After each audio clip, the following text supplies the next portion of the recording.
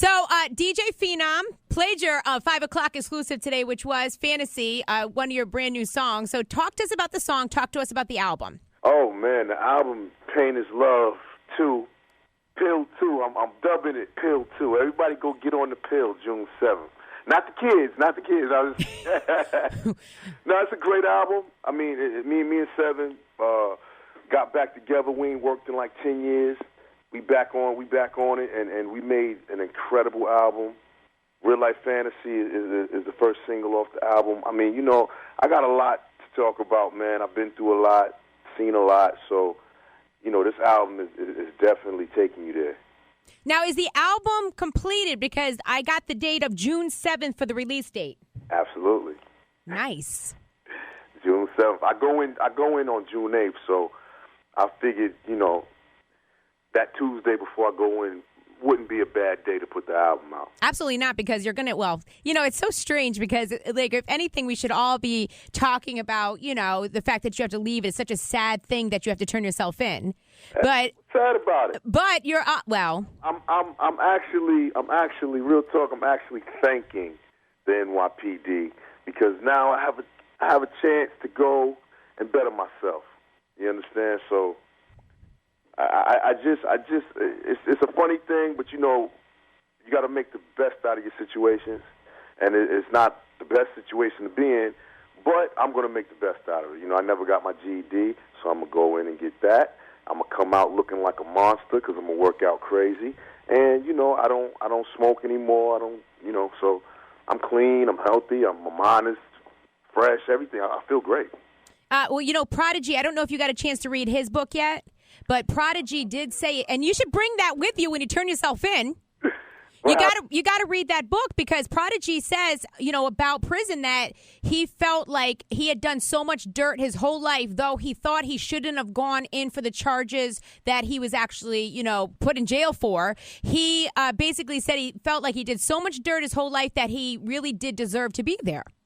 In some funny, strange way, when you come from the background that we come from, you do kind of feel that way. I mean, I've done a lot of bad things in my life, from selling drugs and stuff like that, and never been convicted for it. I mean, I had a previous gun charge and a previous drug charge that I caught when I was a little younger, and I got a youthful offender, and basically a slap on the wrist, caught 5 years probation, and got into music around that time, and it took me out of that lifestyle, so thank God for that. But, you do kind of look at it like that sometimes, Well, I think it's a way to, rationalize the situation to yourself and to make yourself actually feel better about the situation. Because I know if it was me... Let me tell you something, Jenny. There's no feeling good about going to jail. Not at all. I'm trying to fool myself, too. Like, yeah, I'm going to go in there and I'm going to better myself. Yeah. But the truth is, I don't want to be away from my family and my kids and my wife and stuff like that. Like, to me, that's the most important thing in my life is being there for my kids. My daughter, she's about to graduate from high school in another year. And, I'm going to just be getting home in her senior year, so... Well, plus, you are actually supposed to do more time for the weapons charges. So how much time are you going to do now when you do turn yourself in, Ja Rule? I am going to do about 18 months. 18 months, okay. Now, I always thought it was a little strange, too, because you and Lil Wayne were arrested the same exact day. Yeah. On the same exact charges. I think Lil Wayne had some, drug paraphernalia as well. I'm not quite sure on that. I got to go back and check. But he already went in and did his bid for it. Yeah, but we have different cases, even though this charge was the same, it was a gun charge. The cases were different because, his gun was registered, mine wasn't, and it was defaced. So those carry extra charges. So, that's why my sentence is a little heavier than his. But why did he go in so quickly and you didn't? Man, I was fighting. You're like, I'm not going down without a fight. I was fighting to the day the fat lady was singing. But he also caught a case out in I think it was Atlanta. At the border, I think. Yeah, he caught another case which wasn't looking good for his case in New York. So I think he kind of wanted to get it out the way before things got worse for him. You know what I mean? Which was a smart move. Now, you also said you wanted to delay you going to prison because, first of all, you want to get your album done. Yeah. And secondly, because you had a tax debt. You owed $1.1 million in taxes. Yeah. How does that happen? And can you sleep at night knowing you owe that?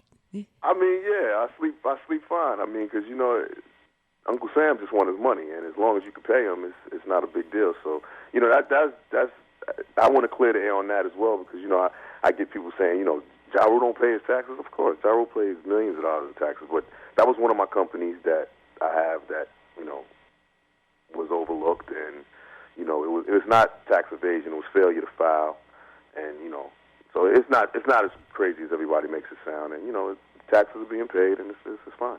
How do you paying that though? Like, how do you pay? I mean, I'm not trying to, you know, say that you don't have any money, but how do you pay off a $1.1 million debt?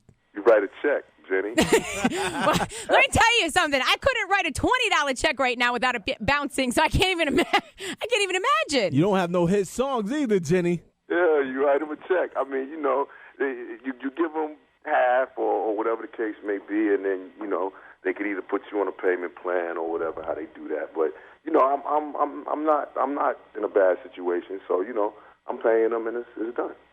So let me ask you, you said something about you had a reality show that you were taping up to the time that you were going to prison. Did you tape the reality show? Will we see it? It's not a reality show. It's kind of like it's going to be a 1 hour documentary special. Really? And where are we going to see that? Like MTV or? Yeah, well, actually, you know, I think it's going to be shown on BET. Okay. And it's a really good special. You know, it's showing me, you know, going through a lot at this moment, you know. Well, I really enjoyed the Little Kim show. Yeah, and hers was like a 1-2 show thing, right? It wasn't. No, I felt like it was like 6 weeks. It was? Yeah. Wow, I looked forward to that show every week. That's why I was hoping you would come with something like that. But I'll definitely watch the 1 hour documentary. I'm sure it's going to be extremely heartfelt. It's a tearjerker. Will you be taping all the way to the time that you turn yourself in June 8th? Absolutely. Those will be the last two tapings on the day before I go in and the day I actually go in. Wow. So who will be there to send you off? Will Irv Gotti be there? I don't think Gotti will be there. No, you know, my family will be there, my wife and my kids, and, you know, they'll be there. Because Irv Gotti was your family or is your family. Of course he is, but, you know, it's different. You know what I mean? We talking about my family that's, you know, in my household every day that's going to have to live with Daddy being gone. You know, they'll all be there. You know, I don't expect Gotti to be there. I mean, he can come if he wants to, of course, but no, I don't expect him to be there. I was wondering about that too, because, you know, I used to watch that the show Gotti's Way. As you can tell, I'm like a reality show fiend, but anyway. And every time that you were on that show, you were like waking up. What was the deal with that? You would like come downstairs and your wife beat her, and you had just woken up. Yeah, I mean, you know, I was really trying to distance myself from Gotti's show. You know, I wanted that to be his thing, and yeah, but people wanted to see what was going on with you, Ja Rule. I feel that, but I didn't like the direction that the show was going in, and I didn't like the way it kind of showcased my man like Gotti. I didn't like the way it showcased. Yeah, but it was mostly about him and Deb. Yeah, his wife. And that's a situation that was their personal thing. You know, I have a thing about that with these reality shows. You know, I think they're too personal. I think they get too involved in people's lives, and I think it's none of our business. You know, also, you seemed frustrated on that show about putting your album together. Yeah, because let me tell you, you know, it's an exhausting thing to do without that machine behind you. And the machine meaning Irv? No, I'm meaning Universal, Def Jam, you know, not having that machine. But your new album is under your own imprint. Yeah, it's under Empire. Okay, which you own. I own it. And so this is all you? Everything, yeah, this is all me. So you are no longer, there's no Murder, Inc., I'm assuming.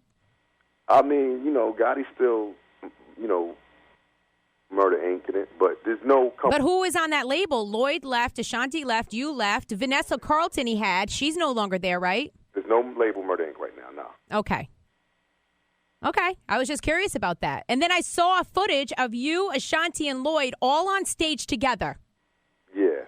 And you had an explosive reunion. Yeah. It was cool. I'm sure it was. It felt good, So, I mean, on stage with everybody. Can we get some sort of reunion album or something? That would be dope. Me and Bonnie actually working on something right now for my new album. We kind of just sent over something last night to work on for the new album. So. Okay, so who can we expect on your album then? It's funny because I really didn't go the guest appearance route. I wanted to showcase Ja Rule.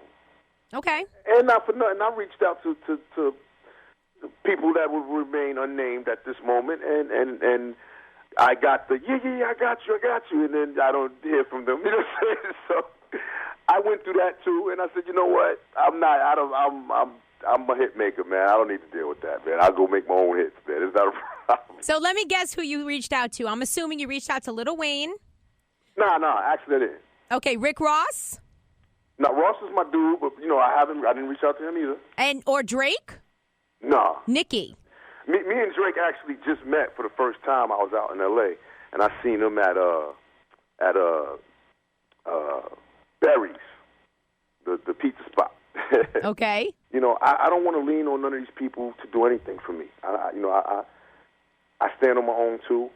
I've always made big records, and I've made those records on my own merit. So and I've written big records for other artists, plenty of other artists. So, I don't feel the need to collaborate to make a hit record. Are you still writing for any artists at this point? Absolutely. Really? And anybody? I know you're not supposed to, as a ghostwriter, ever reveal, unless it's an R&B song. Not the. I know you're not supposed to, but anybody that's being played on the radio at this time. Yeah. Okay. You recently told Sway you don't care about 50, but you two were going at each other as recently as March on Twitter. And you before the interview. Don't do that, Jenny. That was before the interview with Sway. I know, but I'm just saying. You said you didn't care about 50, and then you guys are going at each other in March. I'm declaring that I will not engage in any more of those childish acts over Twitter. And I said that on Sway's show, and I'm saying it here on Jenny's show. I'm a grown man, and I don't that's not what I do. You know what I mean? I'm not going back and forth with nobody on no Twitter. You know what I'm saying? That's just not what I do. That ain't even cool. Okay. So you're completely done with it? Completely. Okay. It doesn't even matter to me no more. I mean, you don't care. I'm sure the fans don't care. I don't care. So, I mean, it's like, what is it to talk about? You're right. It's better to not engage. Well, Ja Rule, the album will be in stores June 7th. You know what I'm saying? I come from a different era. And the era that I come from, if you have a problem with somebody, you address that person. I don't need to make records about you. I don't need to make it a public media thing to try to sell more records. I will address you when I see you. Okay, you sound like you're engaging again. Uh-oh, here we go. I'm just saying that is what you do. Honestly, that is what you do in any situation.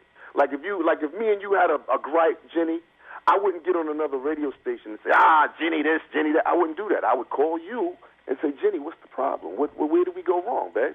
Please, Ja Rule, do me a favor. Get on another radio station and say my name so people know who the hell I am, okay? Listen, I love you, and I'm looking forward to the whole album. We're going to get back into the single one more time. Why don't you introduce it, Ja Rule? Yo, this is my new single off my new album, Pain is Love 2, in stores June 7th. This is real life fantasy. Good luck to you. Are you scared to go in, by the way? Because I asked Prodigy the same question. He said no. Nah, not at all. Let me tell you something. Jail is not what people see on TV. Well, I used to watch Oz, and that scared the hell out of me. Well, I got a lot of friends in jail and a lot of people that have been before me, so I kind of know the routine and know what it's about. And I've been on plenty of visits and sent a lot of commissaries, so I know what it's all about. Well, be careful. Yeah, I'll be fine, Jenny. I'll be sure to to give you an update while I'm in. Yeah, call me anytime you want here at the radio station. You can call collect. I'll pick up for you. Don't you say that.